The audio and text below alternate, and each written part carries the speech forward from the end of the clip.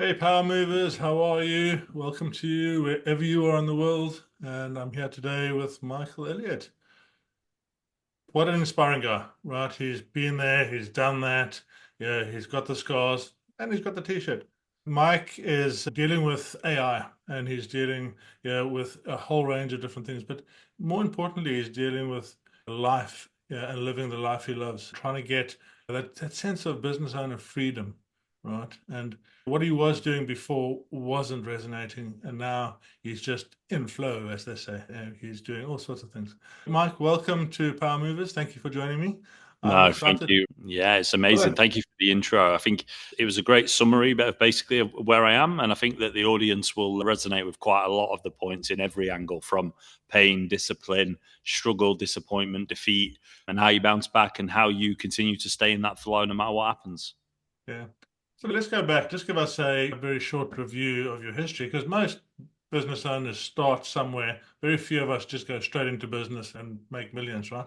Yeah. Most of us go and do something else first and realize, quite frankly, we're unemployable, right? And then we move on. And it takes a while to understand that. So where did you start?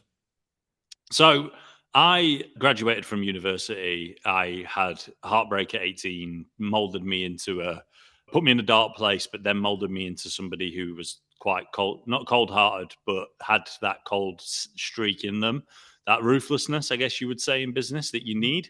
That's Yeah. been planted in me by my experiences in my life.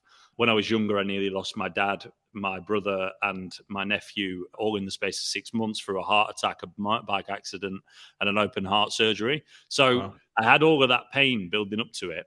But I wish there was a fairy tale story about how I discovered my niche, which that's the only part that there isn't obviously an explanation for. But there was jobs in my area. PPC took my eye. I saw that the PPC exec role was there. I applied. There's actually a story. Like, I had a job interview 2 days before somewhere else, but it never snows where I lived. And on that day there was snow. I couldn't get out of the hill. I was late to the interview. Obviously, you don't get the job. Went to the PPC exec one, nailed the interview, got the job, and that put me into the digital marketing sphere. And that's how I became a PPC executive, literally from the ground up, managing ad accounts, setting up tracking, like smaller accounts initially.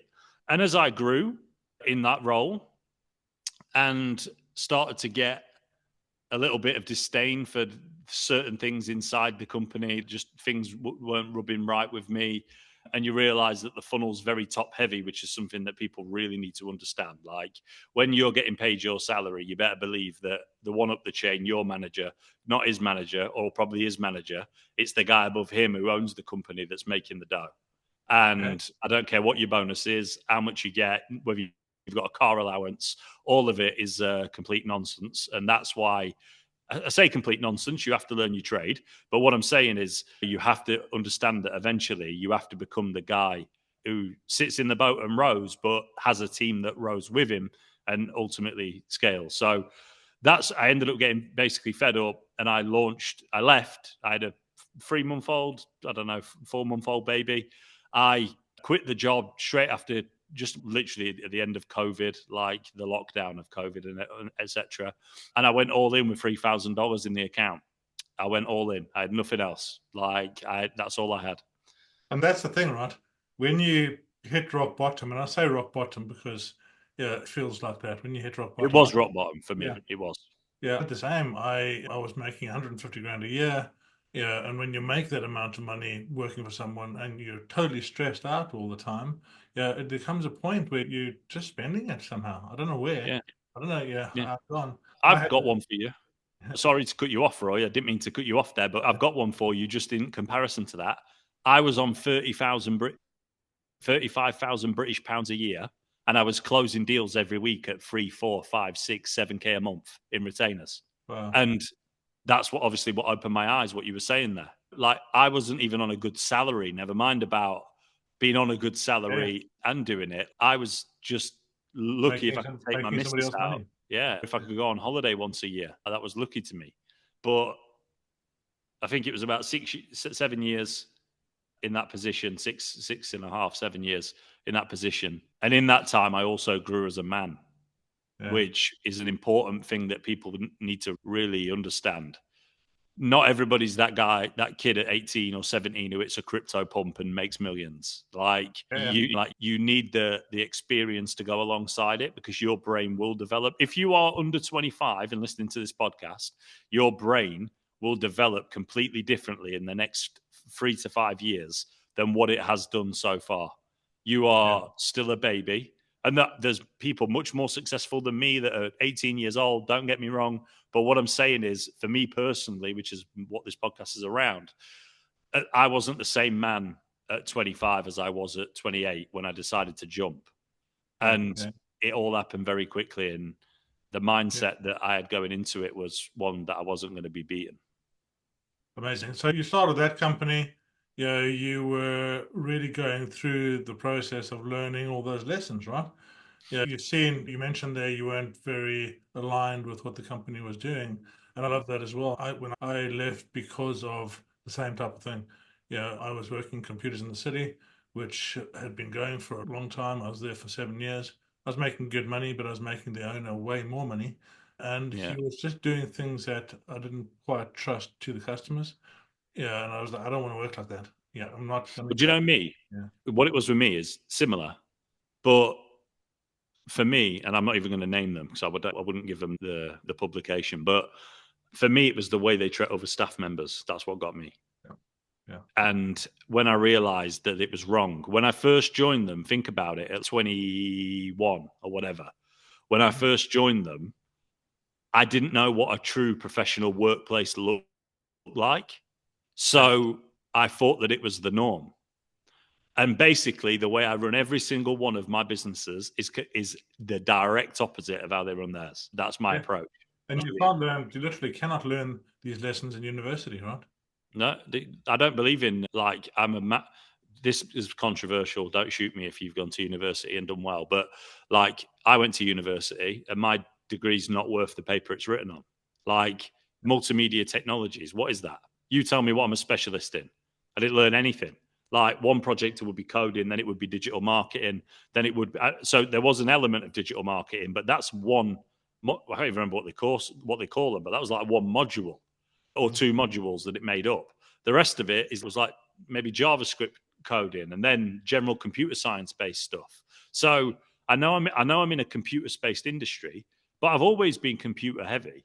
I know how to work a computer and a machine. I always have had, from playing games when I was younger and stuff like that. I've always had that. So I didn't learn any of that at uni. And I tell my children all of the time, seriously, if you take 1 million people and cut it in half, or take 2 million people, cut it in half, and send 4 of them out to work in a career professionally, and send the other 1 million to university to get a degree, I guarantee you that the number that comes out on top in terms of success is as a number, not obviously everybody, but as a number, is higher on the 1 million that didn't go than the ones that did, except for any industry where it's necessary: doctors, architects, vets, these things. That leads us into this new world we're playing in. We're playing in the world of AI now. When beforehand, 10 years ago, you had to go to university to get the knowledge, because the knowledge was in the books, was in the training, it was hidden behind firewalls or pay firewalls. Now you don't have to do that anymore, right? Now we're in a space where every single bit of information is on this little device and you just have to ask it. So we need to really work on a different way, that we need to learn how to learn. And we need to learn how to process. And we don't need to bring the information into our brain anymore. We really don't. We just need to know how to communicate with AI in the right way to get this done. So you went through, you started your SEO business. Tell us the next stages. What came next? What came next was, so I started the PPC agency, and I'm sat there in the kitchen. I've got, let's say, an imaginary bit of paper, and I'm like, what are my options? Like, where can I get business from? I would never go after old clients from the old agency. That was a cross morally from me, not because they deserved it, but morally from me. I wouldn't do that. So that was a cross. Then it was connections. At that point, I didn't have anybody. Nobody I knew was successful. I've got a big part on that. So we make sure we cover in this podcast because it's really important for the listeners. But so there's a big red cross there. I'm thinking, do I have any budget for lead generation? Because I know how to do that. That's my speciality. But do you have the money? No. So I got into this corner, and it was all you've got is your word, your skill set, and all of the online communities that are out there in this individual industry.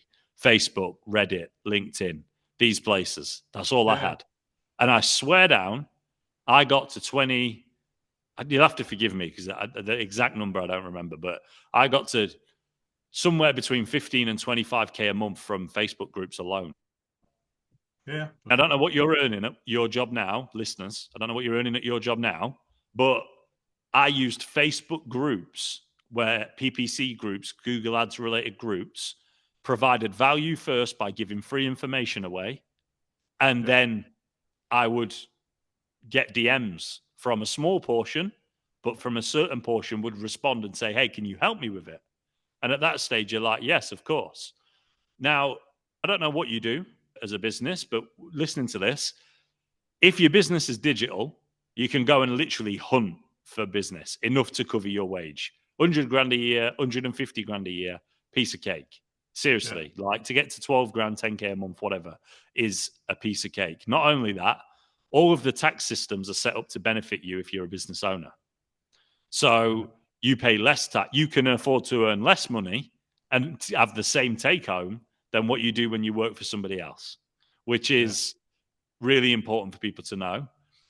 There are a few industries. I'm not going to go into them because they're more specific. If you're a builder, for example, how are you going to generate leads for that?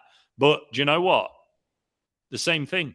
Local community-based group, the fan pages for your town, your whatever. You would be very surprised the rapport you can build by just being authentic and being there. Like, it would blow your socks off. I wish I had a recording of what I did because we're sat here now. I'm not going to talk numbers, but I'm sat in a very expensive suite in the heart of Manchester, one of the best that there is. And I look around like this, and this dining table is probably the same size as my bedroom was for about 15, 18 years. And I look at it all, and it's a blessing. And I try and tell as many people as I physically possibly can. Either get under the wing of somebody who's going to reward you percentage-wise along the way. That's okay. You don't have to, if you don't want to take all the stress that comes with it, because believe you me, do not think this is easy, because it isn't. But if you don't want the stress, but you've got somebody like people who work for me, certain people in positions, they have percentages of company revenue. Yeah. So their effort directly impacts what they earn. They're happy with that. They get paid well. So they're in a good position. You can do that. But for me personally, that won't work, even in that scenario. You've got a really good, there's about a year to 2 years of complete and utter grit, determination, late nights, sleepless nights, a year of that. And once you break through the barrier, the weight lifts and you realize, and then a new weight comes because it's about scaling. So I think your original question was about diversification, but I'll let you just put us back on the segue because I've been waffling a little bit. So really, we go through this journey. I often liken it to having a kid, right? You go into this, you have a baby, first of all, the first 2 years, you hardly get any sleep. And then you grow, and you're talking about growing and scaling there. And this is where the business operating system that I coach in really comes into its own. Because you're in a situation, I was working 14 hours a day, 7 days a week on my IT companies. I had 2 IT companies at that stage. And then I was actually offered the first IT company I worked for. Because like you, I said I was never going to steal his clients. He watched what I was doing after I started my own. And then in 2017, I actually bought that company, which was pretty cool. And this whole piece, you go through this piece of 2 years old, and then they go to teenage years, and the business does the same. But you have to be preparing your business so that it can leave the nest and it can go off and it can actually do the work. The mission that the business has needs to be the business's mission and the staff's mission. And as soon as you set it up correctly, I work 5 hours a week now in those companies. in 3 companies. Yeah. And now I can come and do what the next thing. As an entrepreneur, we're always changing. We're always looking for the new thing, and depending which type of entrepreneur you are. So you then went from that and you started doing some other things. Yeah, so the PPC agency still is a success, if you like. Some good people involved with me in different ways, Chloe, me, Keith, etc. But like when you talk about the doors that Harriet and Reese as well, I have to mention them, otherwise I'd be shot. But when it comes down to the diversification, what happens is you and I nearly made a critical error. When you find a vein that has gold flowing through it, you smash it until there's no more gold in it. Yeah. You do not look at the new fancy flashy thing and divert your attention in too many places at once. I call that shiny shit. Yeah, the shiny shit. Don't look at that, because that'll blind you and that will take you off path. Yeah. You have to suffocate it a little bit now, Yeah. but it will be a superpower later, which is what we're going to talk about here. Because my PPC agency's cash flow allowed me to be able to make whatever decisions I wanted. June 2023, I had $1 million liquid. And that was like a sort of target that I had in mind about where I wanted to be. Very stupid, I know. All of you, anybody out there talking to me now, I can hear you screaming compound interest, money depreciates. I know. But at the time, it was new to me. Don't forget, it was January 2021 I started. So I've made $1 million profit in 2 years. And that's coming from a 35K a month salary. So you've got to appreciate the levels. I know some of you out here might be doing 10, 20, 50 mil, 100 mil, whatever. That's fine. I'm on my own chapter, my chapter 2, let's say. Yeah. You can be on your chapter 20. I'm not looking at you. I'm looking at my own journey, where I'm going. But I ended up being able to diversify into creating now an AI agency. But the order that it went in was that I started a caravan retail business with a friend of mine that then went into trade. So we buy and sell trade. Think of it just like scrap cars, trade cars, or cars to resell for higher values. Exactly the same thing with a static caravan, or like trailer parks, maybe, as like in the US they would probably call them. I think they're the same thing or similar. So we buy and sell those, and we have AI handle like 600 to 800 leads a month, and there's only me and one other business owner, and he's basically the sales rep, and he'll pick up the phone when they're ready to sign their contract in case there's any negotiation issues or questions about the contract. That's all he does. The rest of it is AI, and that does, I don't know, 3 mil a year, something like that. So it's lower margins than the PPC stuff, but it does 3 mil a year. So I hope that you understand, the audience, as I've gone through what I'm talking to you about here is actually the thing that powers all of my future growth is the first seed I ever planted. That's what's allowed me to do this. And then I bought a caravan site. So now I own my own caravan site, Poppy Grove. It's a lovely site, Elliot Leisure Group. And it's a physical asset. It's where I put the money that was sat there stagnating. So now I want to really start digging into AI, because AI is such a big field. It's so overwhelming. It's you can see the opportunity all over the place, but then there's all these scare tactics and scare words and scare things that happen around it. And we talk about automations and we talk about all these kind of things. And I think the biggest problem, first of all, that I see is that business owners don't necessarily know what their standard operating procedures are. So, once you know what your business setup is, then you can automate, and that's what your agency does, right? Yeah, just Right. take us a little bit through that process. You said there you're getting 600 leads with AI and just hitting the phones when they close. Yeah, exactly. So I'll go into the speed to lead thing in a moment, but what you were just saying there, you wouldn't believe the amount of times that I get an AI inquiry, and I sit down and I ask them, what's your SOP for that? And they're like, we don't have one. And then I'm like, I can't automate it then. It's simple as that. It's not a long discussion. You have to have your business. If your business fails, if your business doesn't make sales without AI or isn't scalable without AI, then implementing AI into it when it's already broken is only going to amplify all of your problems. Yeah. Like you've got to have a standard operating procedure for onboarding, a standard operating procedure for client management, a standard operating procedure for reporting, a standard operating procedure for staff well-being, whatever it is that you have inside your company. These things, you have to have an exact route of how it goes. And if there are any times where it needs a human in the loop, we can put humans in the loop to check and sign off and click one button and let it go so that it's right. That's okay. Not everything can be automated, believe it or not. Like professional business integrity, it can't make decisions based off of gut feelings and emotional decisions. It can't do that. So there are things, obviously, that it really. I'll jump in there because that's an important part, right?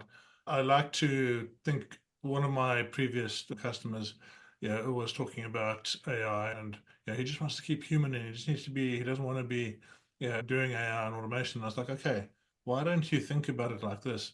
AI is the bookend that you start with, and the bookend, human is the bookend you start with, and the bookend you finish with.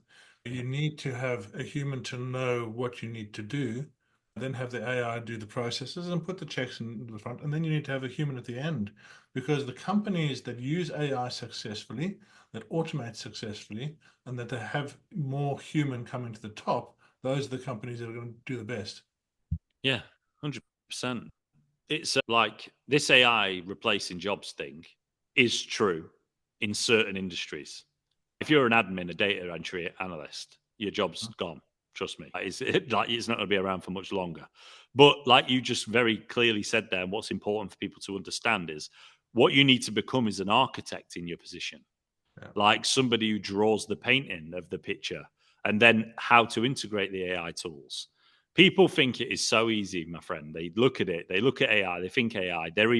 You've got two types of people. You've got people who look at every single new AI tool, think that it's the best thing since sliced bread and think that it's going to make them a millionaire. You have those. And then you have the other people like robots can't do my job. And honestly, 98% of the population either sits on one of those two sides of the coin. There's only people like me and you, and the listeners probably, or at least some of them anyway. Maybe you don't. Maybe I'm polarizing myself by saying that, but it's true. If you think that AI isn't coming, it's not even coming, it's here.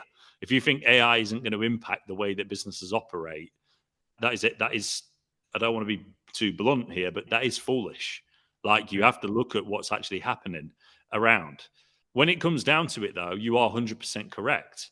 The companies that implement AI utilize their best members of staff to get the best output from the AI consistently in an organized fashion so that not only do they require less time to do X task, the output of X task is also improved because the AI has a brain. You don't just type in things into ChatGPT and tell it that your stomach's hurting today, what's the matter, and it tells you all these things. Like that's not using AI. That's you talking to an LLM. Yeah. When it comes to AI implementation into businesses, because I see it all the time. I see people creating ChatGPT sections and thinking that it's going to solve. No, that's not how it works. When it comes down to the human element, the humans who embrace AI, let me say it like this. When it comes down to businesses, you could be I don't care what industry you're in, you could be the largest business in your industry right now. And if your policy was to adopt zero AI, your business would not exist in 5 years' time. I would say even 2 years' time. 2 years, yeah. Even. I just want to bring an example in here, right? So we do this podcast. So we're on a podcast now. It used to take me circa half a day to take this podcast, to put it through Descript and to adjust it, to put it through all the various tools. And all I'd be doing was posting the podcast, right? That was what I'd get out of it. I then decided, I've seen all these, and I'm an IT guy, right? So I get IT, right? I've been using AI for 2.5 years. So I decided I'm going to use NA10. I'm going to automate some of this. So I dug into that, right? It took me circa 6 weeks of going from error to understanding. It's that journey of mastery, right? You start out and you just don't know anything. Yeah. And then slowly but surely you learn more and more as you go up. So it took me 6 to 8 weeks to actually get my workflow working. And what happens now, we finish this podcast. I take the audio file, change the name, drop it in a folder. It goes through this entire process. So at the end of the process, it posts it onto my podcast platform for me by using the APIs. It then also creates me a YouTube description, and I put the same video through Descript to get the YouTube video out. They post that onto YouTube. I get a blog post out of the same content. I then get an original transcript, so I've got that. I then get my 5 different or 10 different social media posts, so I can put them out. Yeah, and it will go through. And in that process, obviously, there's the human checks that we need to go through. But now the whole process takes me 15 minutes. Yeah, Yeah. which just So what, the what does that output is save you? yeah. So, You so do the maths.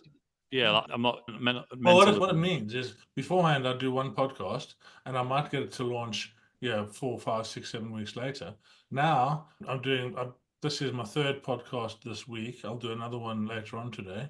I've got a stack of 24 podcasts in the can on a schedule to launch. I can get my launching right. I can get my timing. I can push it out over various platforms. But to your original point, it takes a long time initially to gain that understanding, to know what you need. And before I got there, I had to know the SOP of exactly what I was doing. So I had Yeah. to follow that all through. Yeah, now we're in testing phase. And so now I'm going out, I'm pushing these out. Yeah, it starts on the 1st of December. I'm literally going to be running everything on that automation. And now I can Yeah. sit back and I can do something else that I enjoy. Now I can start telling my stories. Now I can be having conversations with people. Now I can be coaching people. I love the human interaction. I love sitting here with you and we're brainstorming different ideas to get your business working better. That's what I've got 35 years worth of experience doing, right? I'm able to come in and look at it from 30,000 foot and say, well, okay, think about this. Being able to bring more human into it is this main point, right? I don't have to sit and waste 3/4 of my week. And that podcast is just one of the things I do, right? I do, such a range of different things every week or every day that if I just wanted to do one channel properly, and that's what the advice always is, pick one channel, do it properly. Now, I can never do one channel. I get bored. So I've got to do as many as possible. So I think to your point, it's a the AI architect, 100%, every company is going to need one. Yeah, and AI CIO, CAIO, who is your virtual chief AI officer or your chief AI officer? If you don't think about having these things now, you're not going to be able to see in the future. But you know what? Flip that on its head. You bang on, 100% right. But flip that on its head, and there's never been a bigger opportunity for Oh, businesses to for sure. outpace. You can go at 100x the rate your competitor did. All you Yeah. need to crack is your lead gen. And if you crack your lead gen and you have a solid base, even if it's just copying someone else's techniques, then you can do it. I speak a lot about it on my YouTube channel, Michael Elliott AI.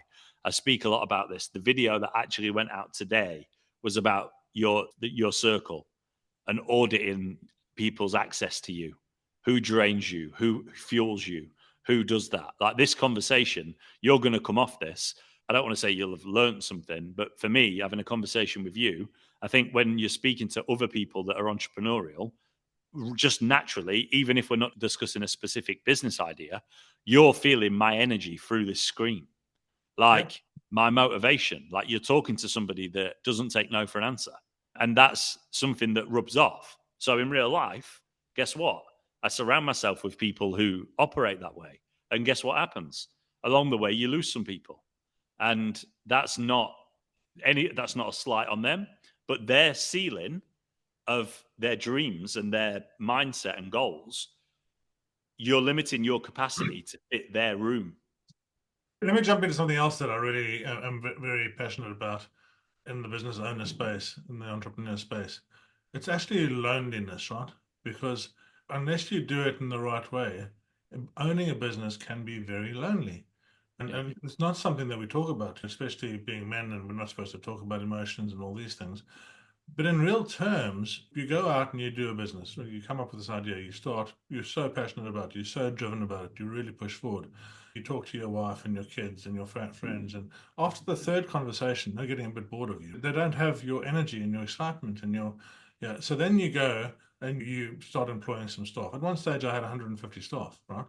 And yeah, but you can't be friends with them. You can't share your deepest thoughts. You can't share your pains. You can't share any of these type of things.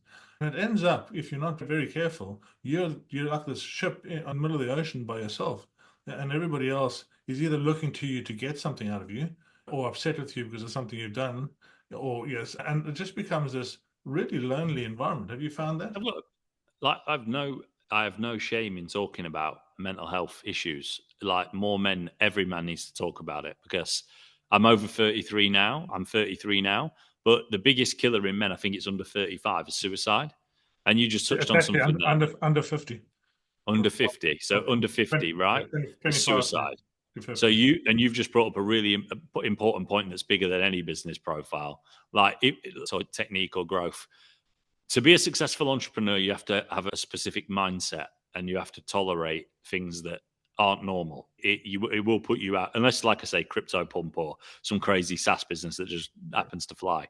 Like, you're in a position where there's going to be a lot of grind on the road. I have struggled on my journey at times. I am not sat here now saying that everything has been a breeze. It's been cold, dark, wet, windy. Like, I've Yeah. had that. I've had those 15-hour days in the office where I didn't get done what I needed to get done, or what I thought I could have done, or stuck on X or Y, couldn't break through. Everyone has those frustrating days. And then I go downstairs to a partner, and that partner hasn't seen me. So she's angry because I've been working all day, and I haven't, the kids, I haven't seen the little one until it's bedtime, literally almost crossing paths with her when it's bedtime. It's like these sacrifices that you make, people don't see. And And then what they, to that point, you feel, well, I always felt I was making the sacrifices for them because I was going to be successful for them. They were going to get the benefit of the money. They were going to get, and people don't see that, no? No, they don't see that. And there is a lot of truth in, don't get so caught up in giving them a good life that you don't give them a good day. There is some truth in that. You have to make I love time, and that, I yeah. do. There is. But I can honestly say, like, everything that I do is basically for when I die. And I know that sounds nuts, right? Because I'm not planning on going anywhere anytime soon. But what I'm saying is, I don't want my daughters to be stuck in the positions that I was in. I want you to have bigger goals. If I make it like 9 figures is my goal. So if I make it to 9 figures, right, in my life, then your goal should be 1 billion. Because if I've made 0 to 100 million, I've done the hardest part for you. All you have to do now is stay in that lane and do that. And listen, and I See, know that's yeah, I come at it slightly differently, right? Because I'm not as worried about money. I was 19 years old and I got into a fight with my partner at the stage, who later became my wife, who later we were divorced now. And I got into a fight full of testosterone and I ran out into the road and decided I was leaving. And I hitchhiked from there. I hitchhiked in South Africa up this motorway. And at the top of the motorway, yeah, as I was hitchhiking, I heard a noise behind me, turned around, and a Mercedes Benz hit me at 70 miles an hour. I broke my leg in two places. My head went through the windscreen. My arm, you can see it's bent, went wrapped around the side mirror, and it threw me into the middle of the road. And these two amazing Samaritans actually stopped and they pulled me so I was on the white line and cars were just zipping past me. And I was awake and I was laying there and I truly regretted everything I hadn't done. I didn't regret anything I'd done, but I regretted everything that I wouldn't get a chance to do. And for me, business owners need to live the life they love. They need to do everything that I'm currently learning guitar. I'm learning balance board.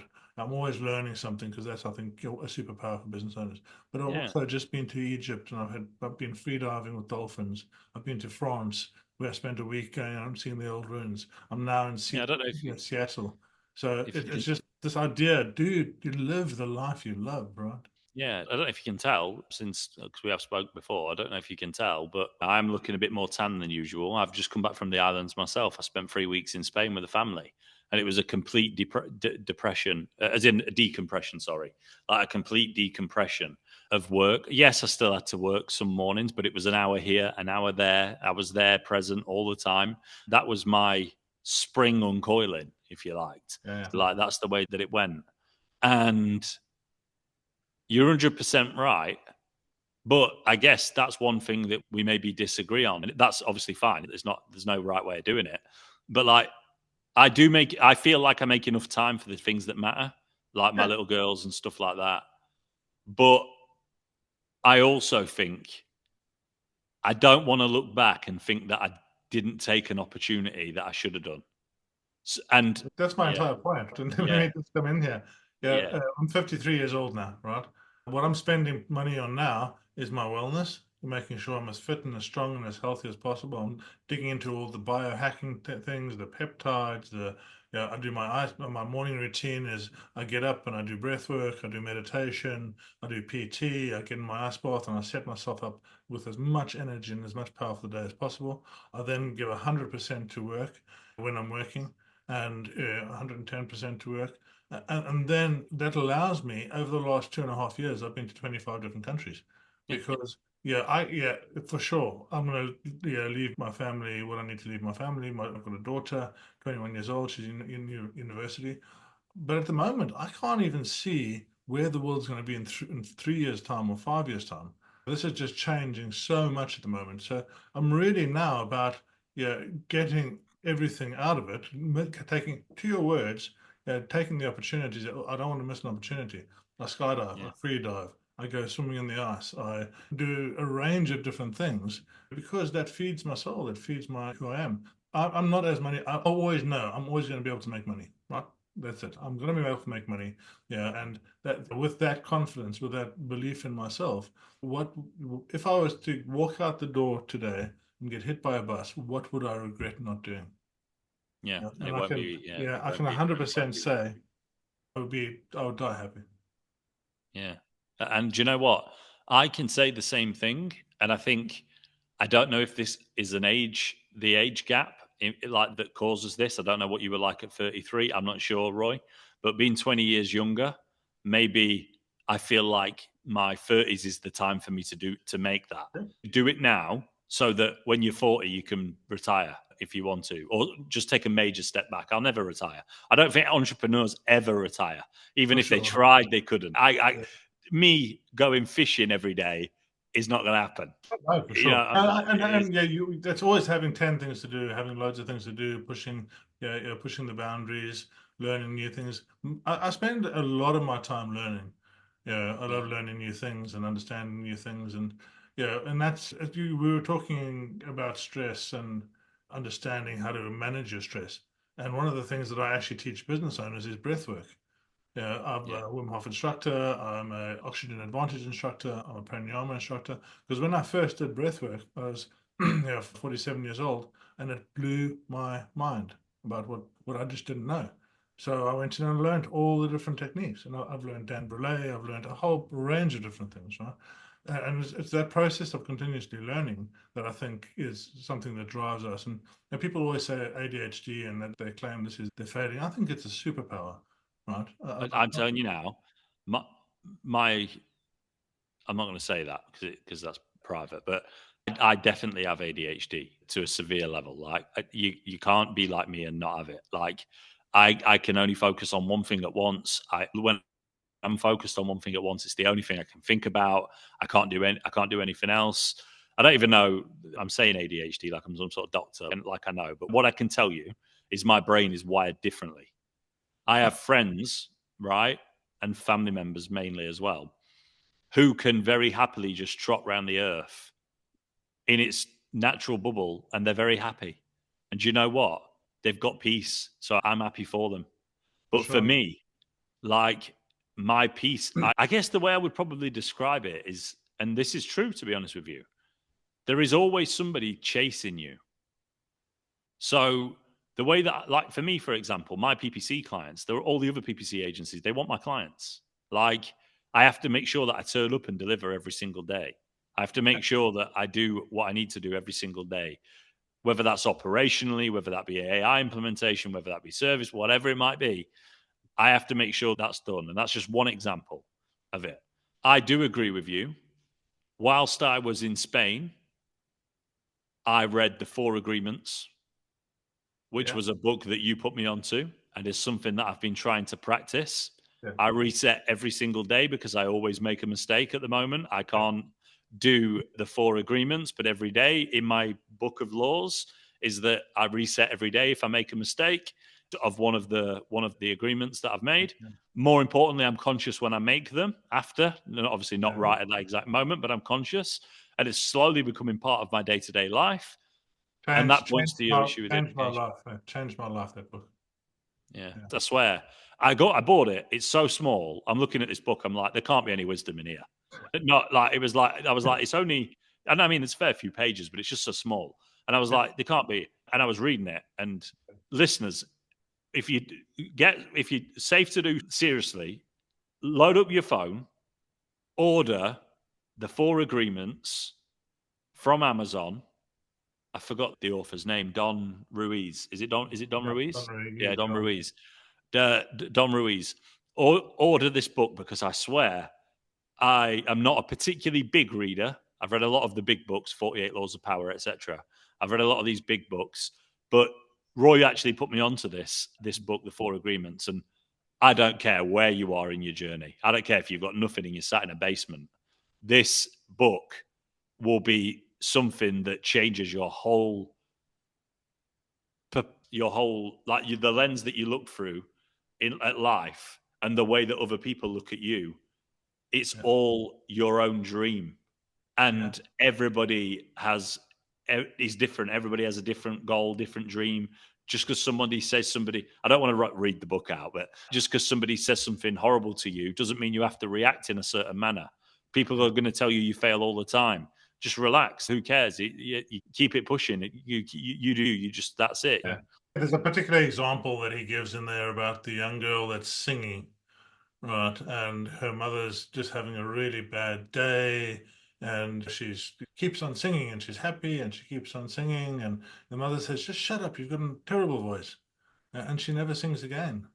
Yeah, Exactly. and it's just the things that we do. It's about spreading the poison, that, being positive and talking honestly. So the things we do in life make such a difference to everybody else, but they also make a difference to us, because now her daughter hasn't been singing for her for years and years, right? And all those pleasure moments she's missed.